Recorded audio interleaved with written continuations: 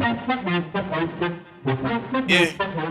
gotta aim for the top like, hold up. Yeah, I can never doubt myself, I know better. All of you critics be acting like you know better. Blowing the smoke, but I know when the dust settles that I'm in my element. It's evident that there's levels to the game. All of those dark nights I got then, breaking my back to make it out, got me feeling like rain. I ain't never need your help, I know you wishing me well. A penny for your thoughts, but seeing no change. I snap for the sun like Diddy. The riches got a mad ass son, I'm like Billy. I ain't never switch up, whole team with me. Putting on for my city like. What is going on? This is SAMOKFIT from SAMOKFIT, checking in with you guys. You guys are doing well, doing terrific, and we are back with another video.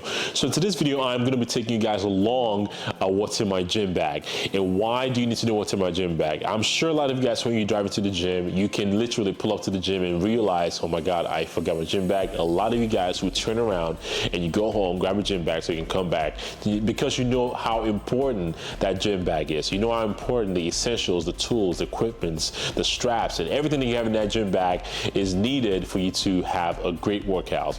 So that is why I'm covering this topic, to show you what's in my gym bag in case you want to cop or use anything that I have, that I use on a daily basis when I train, to make sure I have a great session. Maybe you want to incorporate that into your gym bag also. So another context I'm going to use to describe the reason why I'm doing this is because I love to watch channels like the Katie Neistats, the Peter McKinnons, the Manny Apoyas. And a lot of you, if you don't know who these guys are very like creative in their creative space, in terms of YouTube content, photography, etc. If you follow any photographers or any the creatives on Instagram, they always talk about what's in their bag, you know, in terms of gear, tools, and things like that. And they always cover that. And I thought it's always something that's very cool and interesting. So I thought I'd do the same thing with, obviously covering my fitness space in this conversation.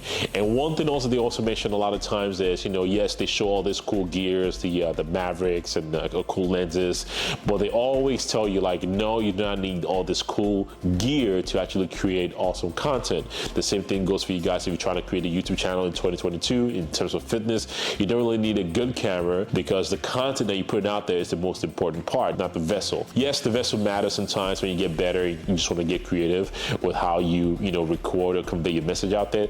Yes, that's important, but at the same time, you know, the gear doesn't really matter. So what I'm trying to say is the gear in your gym bag doesn't really matter, because at the end of the day, the training sessions, your nutrition is the most important part.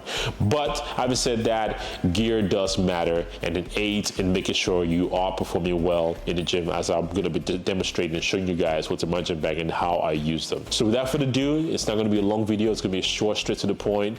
Let's get started. Before we move ahead into telling you exactly what's in my gym bag, make sure you give this video a thumbs up. Make sure you like the video, and make sure you subscribe to the channel and turn your post notification on so you can know or be notified anytime I drop new video, because I'm trying to grow this channel this year and I'm trying to give you guys as much informative content as much as possible. So if you have any questions that you want me to cover, make sure you keep dropping them in the comment, and I'll make sure I get to them and I'll create that video for you guys. So let's get started. First and foremost, the vessel that carries all my equipment. The vessel that carries all my equipment is going to be the Flag Nor Fail bag. So I got this bag. Disclaimer, like I said earlier, I am sponsored. In case you guys don't know, I am a sponsored athlete of Flag Nor Fail. Actually, that just happened recently. Breaking news.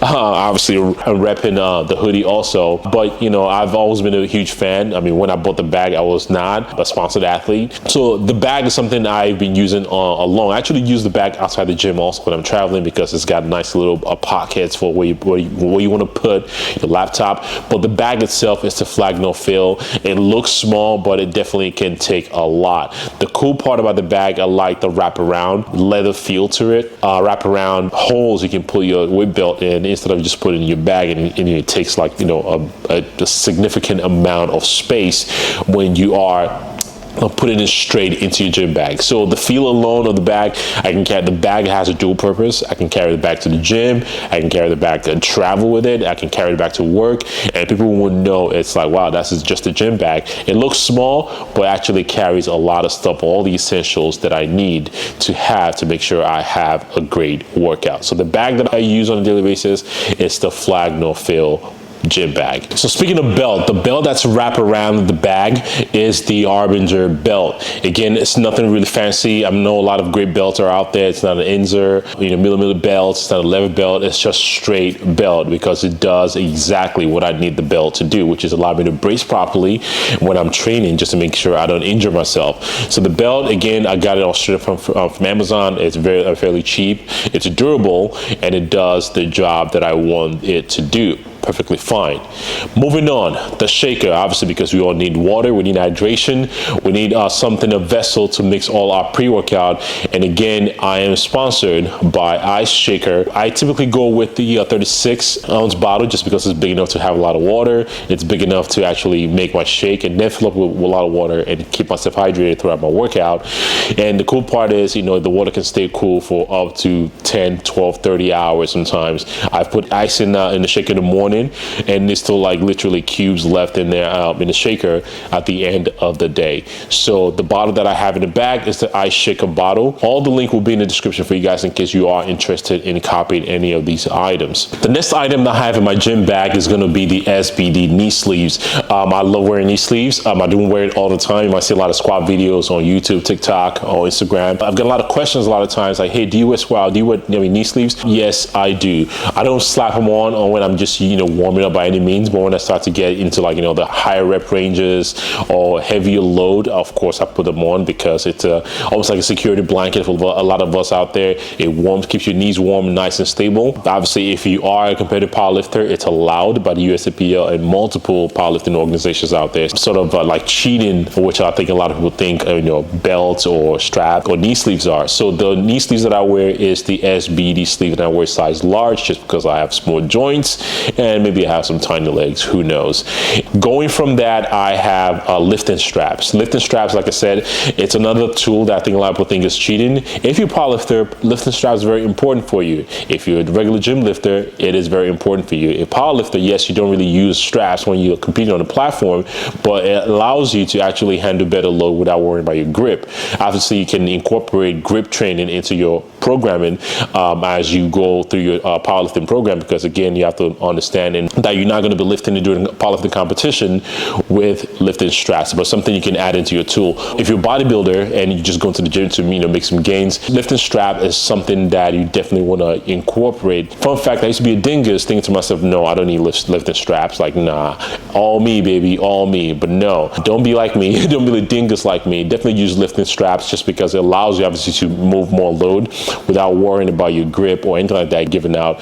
So the lifting straps and the wrist strap that I use is going to be from Ubora Fitness. Again, I have a discount code for Ubora Fitness. I can put the link in the description for you guys. And the cool thing about the lifting strap, again, I've mentioned that in previous videos for you guys, and I was just talking about that I just got that in the mail. I used my own money just because I was looking for some lifting straps. So if you watch any of these videos, you know this. I mean, it's actually legit. I paid my own money for this. It's not something that got sent to me. It just happened to be, hey, the owner of the company saw that I use that as a, hey, I would love to, collaborate and do something with you and help you out because I love your content. And I'm like, sure, why not? Because I love the product. So why wouldn't I tell you that I use the product so you guys can actually use it for yourself? If you use VersaGrips, for instance, VersaGrips is out there. It's a great tool, but if you know VersaGrips, it's kind of expensive.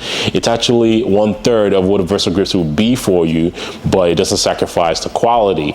The quality is still there. So that's something you definitely want to check out. Like I said, so the lifting straps and the wrist strap is very important. If you bench, if you need that support, any sort of push training, if you're a powerlifter, obviously the wrist straps are very important and they're allowed.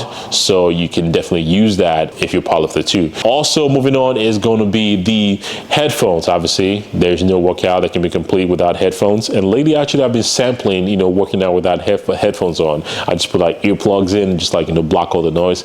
It's kind of trippy, so you like it. But obviously, that's just an experimental thing. So something, obviously, I use headphones. My current headphones right now, I just bought this about a month ago and I love it. I normally use like AirPods, but noise canceling is just something that's next level that we all need. You just want to block everything out and just listen to some great sounding music. So my headphone is the Sony headphone. I'll put a link in the description if you guys want to check that out. No discount code or anything like that. But again, like I said, I'll put a link in the description in case you want to see what exactly they are or what kind of price they do go for, because I don't think I remember any of the pricing right now on top of my head. Okay, coming down to the final stretch here. So I'm going to be grouping this into two. The first one is going to be bands and lacrosse. Again, bands are very important to make sure, you know, you loosen up those tight muscle groups. If you have, you know, like bands or the 15 to 20 pound bands for you to use, you know, for pull aparts, for your rear delts, for your chest, for your shoulders. And obviously the thicker bands, you know, the 30 to 50 pound bands are used to open up your hips, internal rotation, just to make sure you're moving freely. And then you have the smaller elastic bands that I use for hip circles, some side steps, just to make sure everything is nice and activated and turned on before I do any sort of my leg movements. And then we have the lacrosse ball, which is, I think, is very pivotal in my training session, especially on my long runs, just because I use them to roll out my feet to make sure I get a nice, good, you know, all the muscle and tightness of my feet is nice and open. Again, because after long runs, I can definitely feel some tightness and like I'm about to get some sort of plantar fasciitis, just to make sure I'm getting ahead of those. I use the lacrosse ball to roll my feet out.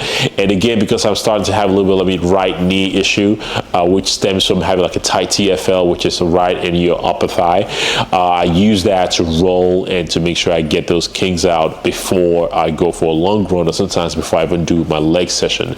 So talking about hips, the last thing I'm going to be talking about is the hip hook. Hip hook is something that most of you guys might not have seen before, or you might see things like the So Right, for instance. Again, I'm sponsored by them. I've been using them for quite some time now, and it's something that's very crucial to my training. I'll use the hip hook to release my psoas. So a lot of you guys, in case you have lower back problem, chances are you have a tight psoas, and psoas muscle is kind of different. I mean, it's a very, very muscle that's locked in there, that's attached to your vertebrae, that can be very hard to get to.